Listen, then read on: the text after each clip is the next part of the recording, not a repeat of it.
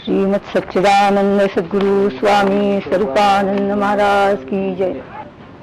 बंधनाला कारण होणारे कर्म ईश्वरार्पण बुद्धीने करून कर्मबंध संपवणारा हा तिसरा अध्याय कर्मयोग।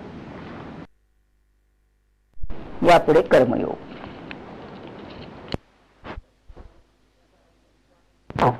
सच्चिदानंद सद्गुरु स्वामी स्वरूपानंद महाराज की जय। सांख्ययोगाचे विवरण भगवंतांनी सविस्तर केले। बुद्धियोग श्रेष्ठ आहे, तू स्थितप्रज्ञ हो वगैरे उपदेश ऐकल्यावर अर्जुना हायसे वाटले। आता युद्धासारखा थोर हिंसक कर्म करण्यापासून आपली सुटका झाली असे वाटलं। पण हा ज्ञानाचा उपदेश त्यांना पुन्हा कर्मयोग विशद करून नैष्कर्म्य अवस्था प्राप्त होण्यासाठी स्वकर्म करावं लागतं हे समजलं नाही। जीवाला त्याच्या मूळ स्वरूपाशी वियोग झाला आहे। त्याला आपलं मूळ स्वरूप गवसत नाही। तो भरल्या बाजारात भटकतो आहे। क्षणभरही काही गवसत नाही। निसटतं, आपलं म्हणून वाटतं, घेऊ जातात ते सुटतं। जे आपलं वाटतं ते कुणा दुसऱ्याच असतं। जीवाला कळेनासं होतं। हे मी हेच कळे परंतु न कळे कोठी न मी कोण मी। दिसतं ते नासतं, असतं ते असतंच। नरदेह हा अतिशय अमोल आहे। मोठ्या पुण्याईनं तो लाभतो। म्हणून म्हटले आहे, लख 84 फिरकर अवचित नरतनु पाया। दो दिन गये सटर फटर में फिर 84 लक्ष आया। आयुष्याचा बहुमोल वेळ उधळू नये। व्यवहार शब्दातच हार आहे, तर परमार्थ शब्दातच श्रेष्ठ परमार्थ आहे। दुसऱ्या अध्यायात बुद्धियोग सांगून झाला, तो आपल्या पथ्यावर पडला असं अर्जुनाला वाटलं। स्थितप्रज्ञ होण्याचा उपदेश भगवंतांनी केला तेव्हा कर्मकटपट संपली असं अर्जुनाला वाटलं। म्हणून त्यानंच प्रश्न केला, भगवंता बुद्धी कर्माहून श्रेष्ठ आहे असं तूच उपदेश केलास, मग आता कर्माचा आग्रह का? हिंसा घडवणाऱ्या युद्ध कर्माला प्रवृत्त का करतोयस? तुझ्या बोलण्याचा हेतू माझ्या ध्यानी येत नाही। माझी निर्णय शक्ती स्थिर होत नाही म्हणून तुझं शिष्यत्व पत्करलं आहे, तर तू तर दोन्ही गोष्टींचं समर्थन करून माझी बुद्धी अस्थिर करतोयस। आता निश्चयाने ज्यात माझे कल्याण आहे तो एक निश्चित मार्ग मला सांग। तेव्हा आपल्या प्राणप्रिय शिष्याला भगवान समजून सांगू लागले, अरे माझ्याकडे येण्याचे विविध मार्ग मी सांगितले आहेत। ते म्हणतात ते ध्यानात घे। एखाद्या गावी जायचं आहे, वेगवेगळ्या गावातून तिथे जायचं आहे। चांगला रस्ता आहे तर टॅक्सीने येता येते। संपन्न ग्रहस्थ तिथे टॅक्सीने जातो। साधारण परिस्थितीचा ग्रहस्थ बैलगाडीतून ते गाव गाठे, तर अगदी गरीब पायी चालत तिथे उपस्थित होईल। त्याप्रमाणे ज्ञानी लवकर माझी प्राप्ती करून घेईल, तर कर्मयोगी हळूहळू कर्मे करीत करीत माझी प्राप्ती करून घेईल। ज्याच्या त्याच्या योग्यतेप्रमाणे त्याला मी मार्ग सांगितले आहेत। त्यात श्रेष्ठ कनिष्ठ असा भाग नाही। ज्या मार्गाचा अभ्यास केल्याने चित्त पवित्र आणि निर्मल झाल्यामुळे ज्ञानीजन मला येऊन मिळतात। कर्म मार्गाचा अवलंब केल्याने योग्यानेही माझी प्राप्ती होते। पण ध्यानात घे की कर्मच न करता नैष्कर्म्य होणे शक्य नाही बाबा। योगीजनांना कर्म टाकून वा सोडून कुणाला नैष्कर्म्य लाभत नाही। म्हणजे कर्मबंधनातून सुटका होत नाही। म्हणून कर्मबंधनातून मुक्ती हवी असेल तर त्याने कर्ममार्ग सोडून चालणार नाही। कारण त्यामुळे चालणे म्हणजे भरकटणे होण्याची शक्यता मात्र नक्कीच आहे। असं का म्हटलं आहे ते आलं का ध्यानी? प्रकृती धर्माचे वर्म भगवंत जाणतात आणि जीवाला समजून सांगतात। बाबा स्वस्थ बसायचं म्हटलं तर ते शक्य नाही। ते स्वस्थ राहणेच अस्वस्थ करणारे होऊ शकते। आपली बलवान इंद्रिये आपल्याला स्वस्थ बसू देत नाहीत। प्रकृती गुणामुळे तो असाही होतो। एक क्षण सुद्धा मनुष्य कर्मा वाचून राहत नाही। काही करायचंच नाही म्हटलं तर उगीच काहीतरी टिवल्या बावल्या केल्या वाचून मुलं राहतात का? कर्म करण्यापेक्षा कर्म न करणे अवघड आहे हे कधी विसरून चालणार नाही। आहे का तुम्ही? प्रत्येक जोरात चालव, जसं सायकल जोरात चालवणं सोपं, पण काहीतरी करून स्लो सायकलिंग अवघड असतं। म्हणून तर त्याच्या स्पर्धा असतात। काही न करूनही प्राणी रामनाम जपे वाणी तेने संतुष्ट चक्रपाणी रक्षण करी निज भक्ता सांभाळी. काही कृती न करता केवळ राम राम म्हणत राहणं अवघड आहे. करून तर पहा. एका वडिलांनी तक्रार केली. एक मुलगा कामाचा वेळ नामात घालवतो, तेव्हा त्याला जरा उपदेश करण्याचा गुरुना सांगितलं. तेच अवघड आहे, तुम्ही करून बघा असं ते त्यांच्या वडिलांना म्हणाले. ते जमेना सांगण्याचा हेतू असा, स्वतःला आठवल्याशिवाय स्वस्थ होता येत नाही. आणि अर्जुन कर्म सोडायचे म्हटले तरी ते आपल्याला सुटते काय? मुखाने बोलणे, पायाचे चालणे, नासिकेने गंध घेणे, डोळ्याने पाहणे आणि कानाने ऐकणे थांबते का? जिव्हेने रसास्वाद घेणे, जागणे, स्वप्न, सुषुप्ती आपण थांबवू शकतो का? तहान भूक थांबा यांना थांबवणे शक्य आहे का? हे राहू दे. देहात चाललेला श्वासोश्वास क्षणभर थांबतो का? म्हणून कर्मा वाचून राहताच येत नाही, तेव्हा या कर्मत्यागासाठी धडपड करू नकोस. प्रकृतीचा देहाचा संबंध आहे, तोवर कर्म सुटतच नाही. मी तो करीन असे म्हणण्याचा आग्रह मात्र फुकट जातो. इतर कर्मे टाकली तरी इंद्रिय धर्म सुटतच नाही. मग कर्म करायचे तर विहित कर्म करावे, त्यातच कल्याण आहे. चालायचेच आहे तर तोंड वाकडे न करता त्याने व्यायाम होईल, प्रकृती सुदृढ होईल असा भाव ठेवून चालण्याला काय हरकत आहे? कर्म सुटत नाही तर कर्म सुटका करणारे कर्म का करू नये? वाणी बडबडणारच आहे तर राम नाम का न घ्यावे? इंद्रियांना प्रेरणा देणाऱ्या मनाचे बल अधिक आहे. कर्मेंद्रियांना थांबवण्याचा प्रयत्न केला तर ती मनाने भोगाचे चिंतन चालूच राहिले तर ते अधिक धोकादायक दांभिकपणाचे असते. शत्रूपेक्षा मित्राचे सोंग घेऊन वावरणाऱ्या शत्रूपासून अधिक धोका असतो हे लक्षात ठेव. मात्र इंद्रियांना कुरवाळून आवरून त्यांना कार्य करू देतो तो विशेष शहाणा समजावा. म्हणून प्राप्त आणि उचित कर्म करणे हे कर्म न करण्यापेक्षा महत्वाचे आहेच. शिवाय देहधारणा ही कर्मा वाचून होऊ शकत नाही. म्हणून प्राप्त कर्म अनासक्त राहून करणे हीच ईश्वराशी योग घडवणारी वाटचाल आहे. असे स्वकर्म करता करता सहज मुक्तता प्राप्त होत असते. दलमजर करीत चाललेला प्रवासी हळूहळू एक दिवस त्याला हव्या असलेल्या गावी येऊन पोचतो. 1000 रुपये एकदम शिल्लक टाकता येत नाहीत. नसतील तर रोज 5 रुपये बाजूला ठेवून महिन्याचा खर्च बसवला तर वर्षात ती रक्कम साठते. वर्षानुवर्ष ही सवय चालू ठेवली तर धनवंताची परिस्थिती लाभते ना.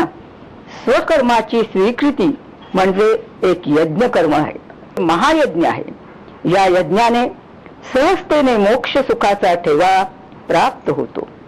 जेवायला बसताना उदरभरण नोहे जाणीजे यज्ञकर्म असे चिंतन करून भोजन केले की ते यज्ञकर्म होते. पोट भरते आणि मन संतुष्ट होते. हे साधे नित्य कर्म सोडून भौतिक कर्मे सुरू होतात तेव्हा मात्र तेव्हा त्या बंधाने जीवबद्ध होतो. बंधातून सुटकेचा सोपा मार्ग जेव्हा प्रजापतीने सृष्टी निर्माण केली तेव्हाच सांगून ठेवला आहे. हे नित्य कर्म हेतू न धरता करणे हाच महान धर्म होत असतो. रोज केर काढल्याने, घर स्वच्छ केल्याने घाण साठत नाही. मग अडगळ काढण्याची मोहीम उघडावी लागत नाही.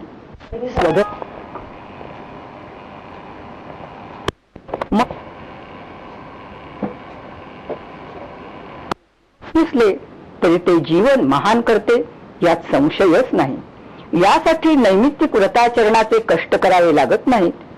तीर्थाटनासाठी द्रव्याची आवश्यकता लागत नाही. देहाला शिणवावे लागत नाही की मंत्रतंत्रांची जरूर लागत नाही. हे राजरस्त्याने जाणे आणि पोहोचणे आहे. स्वकर्म पालन हा सर्वांना करता येण्यासारखा यज्ञ आहे. तो कामधेनूसारखा सकल कामनांची पूर्ती करणार आहे. वसिष्ठांच्या जवळ कामधेनू होती. विश्वामित्रांच्या बरोबरच्या सर्वांना त्यांनी पंचपक्वान्नांचे भोजन घातले. पसाऱ्या वाचून सर्वांना आसरा देणारा हा स्वकर्म यज्ञ आहे. हवे तेव्हा हवे तेवढे देणारी कामधेनू सदैव बरोबर असते. देणे सांभाळणे सर्व तीच करते. या स्वकर्म पालनाने देव देवतांना संतोष होतो. ते प्रसन्न होऊन तुमचे मनोरथ पण चांगले पूर्ण करतात. शेजाऱ्याशी मित्रत्व ठेवलं तर परस्परांच्या अडचणी एकमेकांना मदत करत गेल्याने सुटतात. व्यवहारात आपण पाहतो की कुणाचे थोडे भले केले की आपले फार मोठे भले होते.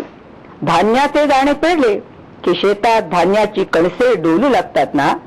पण ज्यांच्या कृपेने अनेक प्रकारची सुविधा लाभते त्यांना अर्पण न करता आपण सगळी भोगण्याची इच्छा करणे उचित नाही. सरकारी सुविधा भोगताना सरकारी कर चुकवण्याची वाट शोधणे ही मात्र दुर्बुद्धी नाही का? देवाला मानत नाही, संतांची उपेक्षा करतो.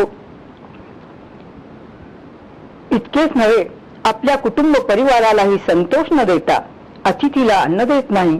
सर्व भोग्य विषय एकटा उन्नतपणे भोगण्याची अभिलाषा धरतो.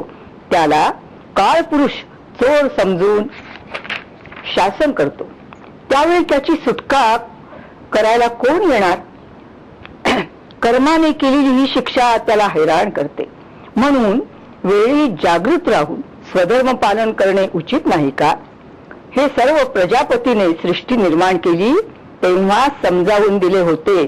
तुला विसर पडला आहे म्हणून स्मरण करून देतो आहे. धर्माने धनवैभव प्राप्त करून घ्यावे. तो यज्ञ संभो द्रव्य ठेवा.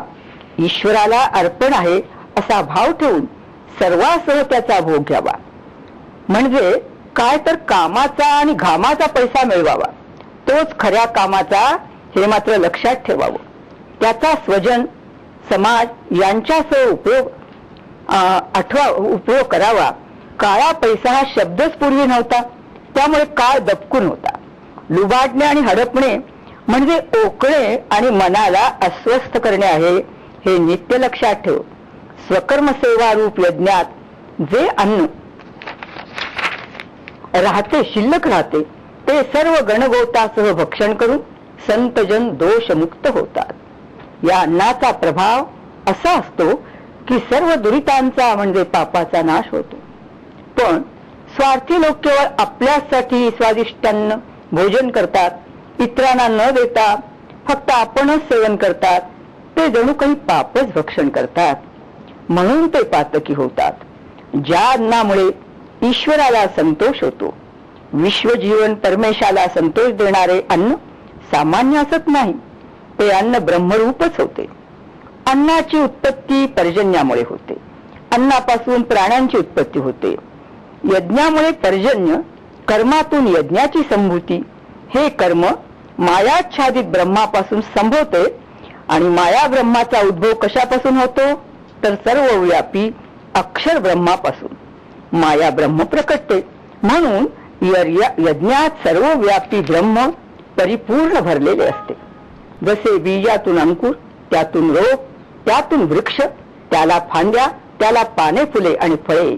फळात वृक्षाचे सारच असते, तसे हे यज्ञाचे फळ म्हणजे ब्रह्माचे प्रकटीकरण आहे. असे हे यज्ञचक्र चाललेले आहे. त्याचा जो स्वीकार व अंगीकार करत नाही, विषयातच लोभाने त्या चक्राचा अवलंब करत नाही, तो एक प्रकारचे पापच करतो. कर्म नाही म्हणून यज्ञ नाही. यज्ञ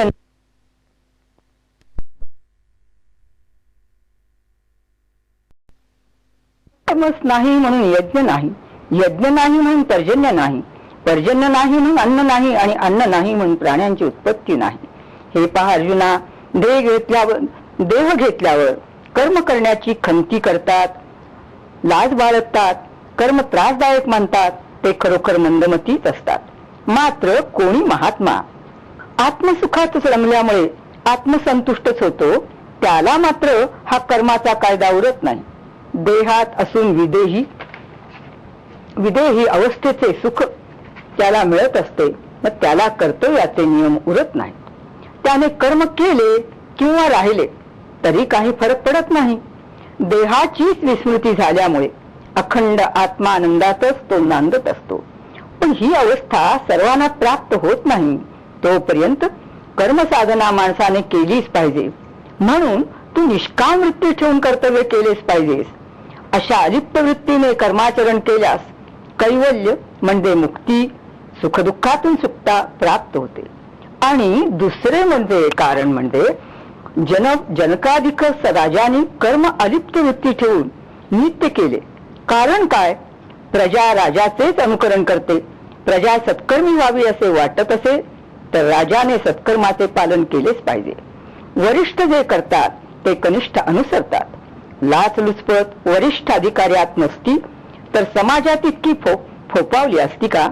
दुर्जनांना शासन देण्याचे धैर्य वरिष्ठांच्याकडे असते तर खून मारामाऱ्यांचा सुळसुळाट झालाच असता कसा? यथा राजा तथा प्रजा.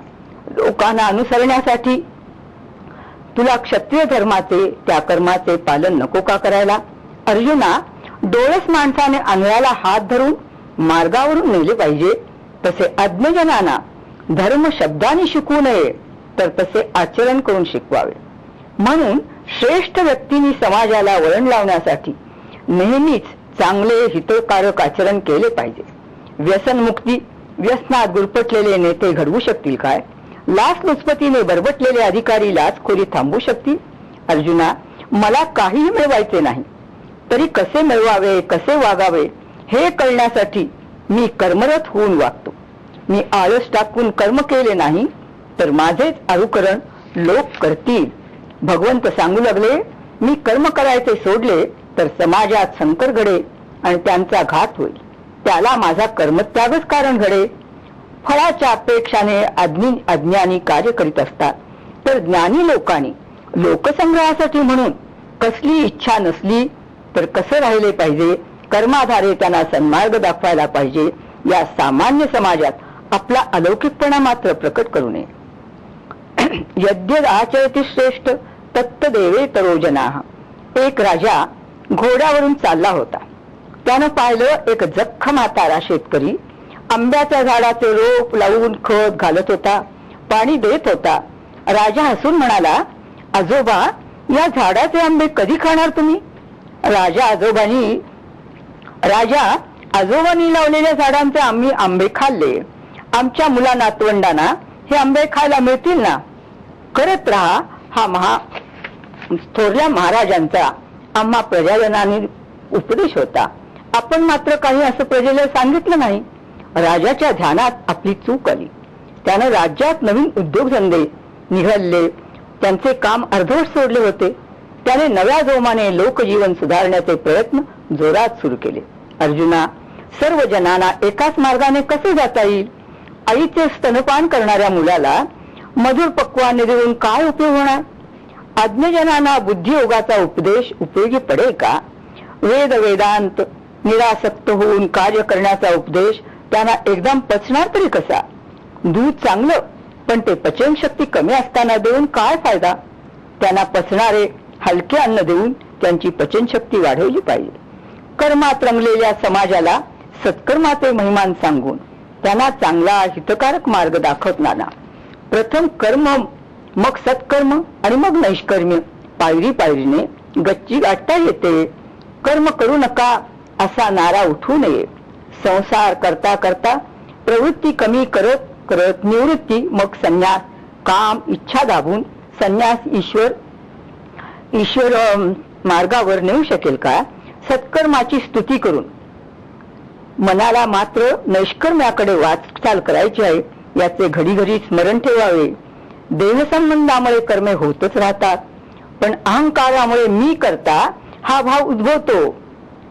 त्याला हा परमार्थ, त्यातील गूढ रहस्य सांगत बसू नये. परंतु गुण म्हणजे सत्व रजतमाप्रमाणे इंद्रियाकडून कार्य घडत राहते. ते अहंकार सोडून ज्ञानी मनुष्य अलिप्तपणे पाहत असतो. आपापल्या प्रकृती गुणाप्रमाणे भ्रांत झालेले लोक, अज्ञानी लोक विषय रज्जूने बांधले जातात. त्यांना कर्मत्यागाचा उपदेश न देता सत्क्रियेचा सुकर मार्ग सांगून त्यांचाही उद्धार करावा. अर्जुना, तू जे जे कर्म करशील ते मला अर्पण कर, म्हणजे तुझी वाटचाल आत्म्याकडेच होत राहील. अंतरी आशा ममता यांना स्थान न देता सुखाने रणांगणावर झुंजण्यास सिद्ध हो. असा सुसज्ज निर्भय होऊन रथावर उभा ठाक, म्हणजे ठाम उभा राहा. वीरवृत्तीचा स्वीकार कर आणि निष्कलंक यशाचा धनी हो. दुष्ट पातकी रणांगणावर युद्धाला उद्युक्त झाले आहेत.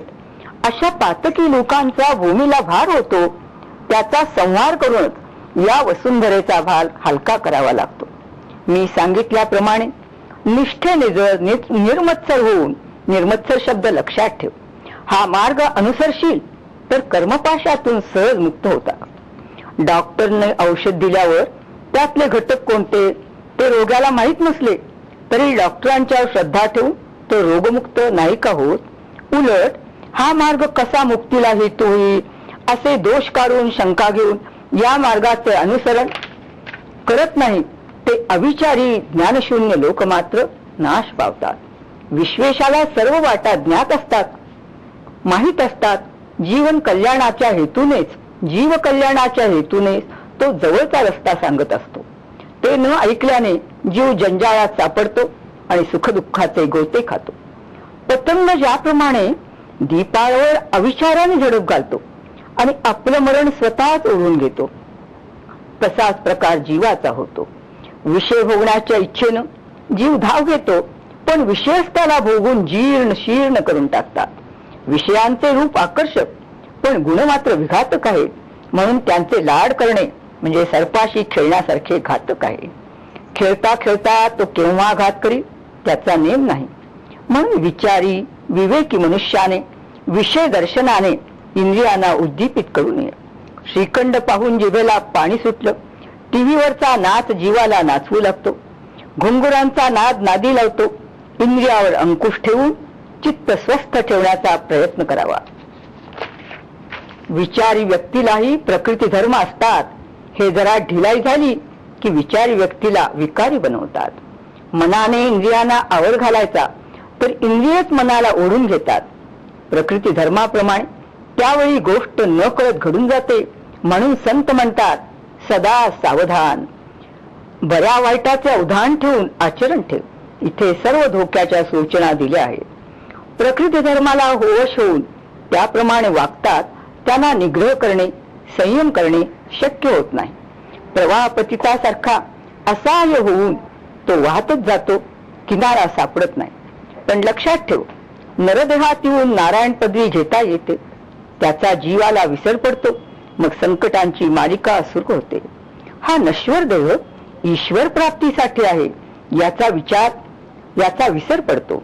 या 2 दिवसांचा अल्पकाळ राहणारा देह पंचत्वात विलीन होतो. त्या देहाच्या आधारे कष्ट करून देहाला कामाला जुंपून जे द्रव्य मिळते ते जर धर्म सोडून केवळ भोग चैनीसाठीच वेचले तर पुढे काय घडते? संसाराचा पसारा देहांती फिका होतो. भोग घेणारा देह ते घेण्याला असमर्थ होतो, मग भोगांचे महत्वच उरत नाही. दिसतात पण ती दुर्बल देहाकडे बघून हसतात. म्हणून स्वामींनी अमृतधारेत जागवले आहे, करीच काही त्वरा जोवरी जरा मरण ते दूर, जरा न नजरा नजर जाहली तोच पालटे नूर. युगपर लोकात धर्म शाश्वत शांती देणारा आहे, म्हणून स्वधर्म सेवा आचरण करायला सिद्ध हो. सर्व इंद्रिय आपापले विषय भोगत असताना विषयासंबंधी कधी कधी सहज प्रेम द्वेष निर्माण होतात. कधी तो हवासा वाटतो, कधी तो नावडता. चहा आवडतो तरी जास्त झाला की नकोसा होतो. भूक लागली की अन्नात विलक्षण रुची वाटू लागते. मात्र शहाण्या माणसाने त्यांच्या अधीन न होता त्यांना स्वाधीन ठेवावे. हे मार्गातले भुरटे चोर आहेत, ही जाणून आत्मरूपाशी नाते आहे हे जाणून राहावे. दिवा आत्मस्मृतीचा असेल तर चोरटे पळून जातात. आपला लौकिक धर्म म्हणजे सेवक धर्म, मालक धर्म, गृहस्थ धर्म असे प्राप्त धर्म असतात. तो श्रेष्ठ कनिष्ठ असा विचारच मनात आणू नये. तो पालन करण्याने इहपर सहज कल्याण होते. आपली आई सुंदर आहे की नाही हा विचार मुलाच्या मनात येत नाही. प्रेम मिळतो, आधार मिळतो तो आपल्या आईचा. तसा स्वधर्म आचरण्याला थोडे कष्ट पडले तरी अविचाराने परक्याचा धर्म आचरणे श्रेष्ठकर नाही. दुसऱ्यांची सुंदर घरे आपल्याला आधार देणारी नसतात. ती पाहून आपली सत्तेची कुटी मोडून टाकणे शहाणपणाचे ठरेल का? कुणाला वाटेल त्याने कुटीतच राहावे का असा त्याचा अर्थ नाही. ती कुटी स्वधर्माने धनार्जन करून सुंदर घर बांधावे दुसऱ्याला लुबाडून घर चढवू नये. ते चढलेले दिसले तरी टिकत नाही, म्हणजे आत्याशी काम हा नेहमीच वैर करून धरून ज्ञान झाकण्याचा प्रयत्न करीत असतो. जनांना ते गहन आणि गंभीर वाटू लागते, पण पार्था आवरण दूर करताच ते सहज सिद्ध असलेले ज्ञान प्रकटते. हा काम दशेंद्रियांचे सहाय्य घेतो. मनबुद्धीचे सहाय्य घेऊन काम अनिवार्य जीवाला मोहिनी घालतो. ज्ञान आणि विज्ञान तो झाकळून टाकतो. त्या पापी कामाला इंद्रियजय करून पराभूत करावे लागते. एखादा गुंड गाव गुंडांना जमवून थैमान घालतो, तसा हा काम आहे. साधक लोक हा कामाशी नष्ट करण्याचा नाना उपाय करतात, पण ते उपायच अपाय होतात. इंधनाने अग्नी थोडा शांत होणार, तो अधिकच भडकतो. त्यामुळे केवळ निरोधाने दाबून ठेवल्याने इंद्रिये स्वाधीन होत नाही. ती साधकाला अधिकच छळू लागतात, त्रस्त करून सोडतात. संतांची संगत लाभली तर परमात्म्याची आवड उत्पन्न होते. मग कामाधिक वैरी स्वतःच पसार होतात. सूर्योदय झाल्यावर अंधार राहील का? मनबुद्धी ही आत्मरूपात तन्मय होतात, तल्लीन होतात. त्यामुळे साधकाला इंद्रियजय सहज जातो. इंद्रिय थोर आहेत, त्याहून मनाहून बुद्धी थोर आहे. त्या बुद्धीहून ही निरुपादी आत्मा थोर आहे. त्या आत्म्याला समजून घे. आत्मबळ प्राप्त करून स्थिर राहा, म्हणजे अजिंक्याशा कामरूप शत्रूचा नाश कर. अनासक्त कर्माने ईश्वराशी योग साधता येतो. तेच या कर्मयोग अध्यायात भगवंतांनी विवरण करून गीतेत सांगितले आहे. त्याचा सुलभ अनुवाद स्वामी स्वरूपानंदांनी अधिकच सविस्तर करून आमच्या तुमच्यासारख्या सामान्य जनांना खूपच प्रशस्त करून अनुसरण्याचा संदेश दिला आहे. म्हणूनच आपण सामान्य कर्म करणाऱ्या माणसांनी या अध्यायाचा विशेष अभ्यास करून निसंगपणे निर्मत्सर होऊन आणि अनासक्त होऊन या कर्मयोगाचा आधार घेतच आपल्या साध्याला, आपल्या ईश्वरी योगाला प्राप्त करून घ्यावे.